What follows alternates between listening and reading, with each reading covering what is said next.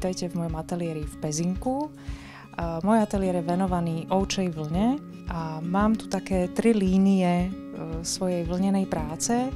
Jedna je pod značkou Manuzona, kde mám svoje vlastnoručne robené výrobky, ktoré väčšinou robím úplne odpiky od surovej slovenskej vlny, ktorú si vlastne prevezmem od chovateľov alebo od strihačov.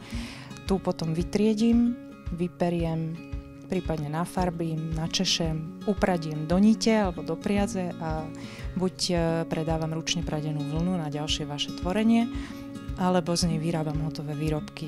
Potom tu ďalej predstavujem naše občianske združenie Naša vlna, s ktorým spoločne mapujeme situáciu slovenskej vlny, ktorá je za posledné roky veľmi neutešená.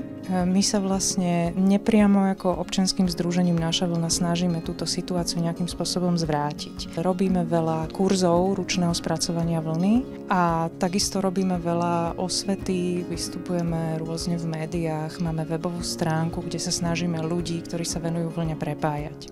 Tretia línia tej mojej vlnenej práce je aktuálne rok stará značka Mokoša Slovenská vlna, ktorú sme založili s kamarátkou.